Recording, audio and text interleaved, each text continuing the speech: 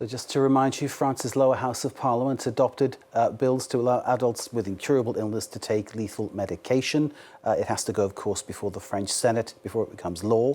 Let's get a broader analysis and bring in Luc Deliens, who is Professor Emeritus in Palliative Care Research at the VUB and Ghent University. Thank you, sir, for being with us. What's your reaction to this vote in France? I think it's a very logical vote if you take the development all across the globe. Very rapidly since 2000, after the Netherlands and Belgium legalized euthanasia, in the last 10 years, major countries like Canada and also the different states, almost all states in Australia, except the Northern Territories, have legalized euthanasia or assisted dying in their countries.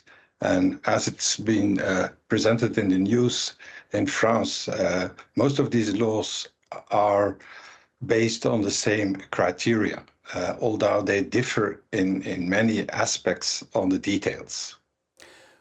We will all die. That is one of the great facts of life. And sadly, we will all see, probably witness a loved one dying too. It is undoubtedly tough on the person who's losing their life. It is perhaps even more tough on those who are suffering the grief afterwards. So clearly, this subject is incredibly delicate. And of course, people's beliefs come into it, don't they? So what you've argued is a very reasonable, logical explanation and analysis, which we appreciate.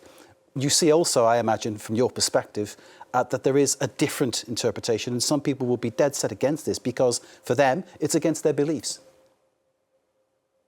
That's absolutely no problem, because I do not know any law that oblige any of the patients to go for this law. So the basic fundamental issue of this law is person's autonomy.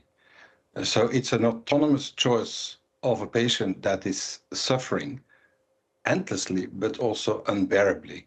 And I think that is the crucial aspect of the law.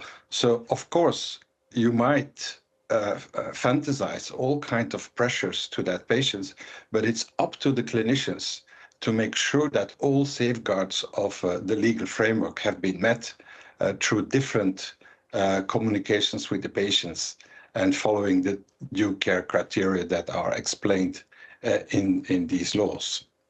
It is a remarkable thing to have to discuss.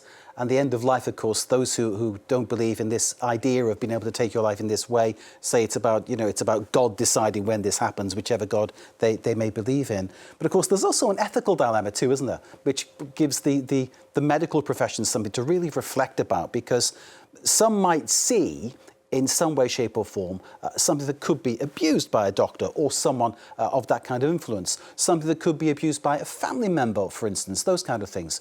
You're obviously alive to those issues, aren't you?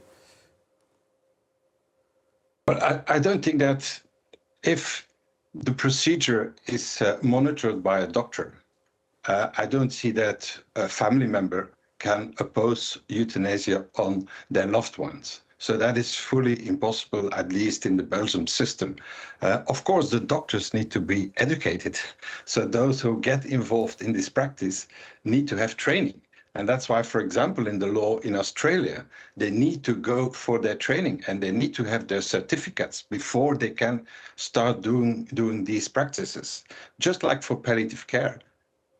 Too few doctors have been trained in palliative care. So there's a lot of training needed to cope with very complex situations at the end of life. And I would not reduce that to the request for euthanasia. The whole end-of-life issues in medicine is a very complex issue. And so doctors need to be trained from medical school on and then in an advanced stage. And of course, you need specialists, like specialists in palliative care and people who are also specialists in euthanasia or assisted dying. So it needs a lot of training.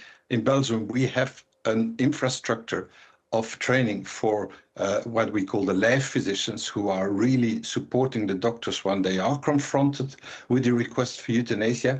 And so they support their colleagues in these difficult moments in their practice. Because it must be an incredibly difficult thing for a doctor to be confronted by a patient who's saying, please, I want to die.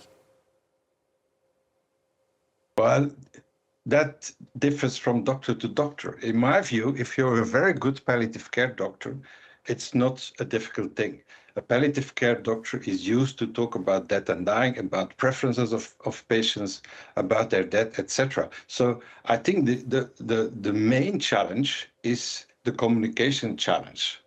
A doctor needs to be able to have a communication on all levels, which also the existential level of a patient. And I must say, I must admit, in general, very few doctors are able to communicate on that level. But once you are able to communicate on an existential level with your patients, these conversations are not difficult. Luc Deliens, thank you very much indeed for your time and for answering my questions, which I think at one point went off the track at which you wanted to take us, but you brought us back with your expertise and your knowledge of how things work in different countries to give us a real sense of how this is happening in other countries and how it could happen here in France. That's Luc Deliens, Professor Emeritus in Palliative Care Research at the VUB and at Ghent University. Thank you, sir, for being with us here in France 24. We appreciate your time. Thank you.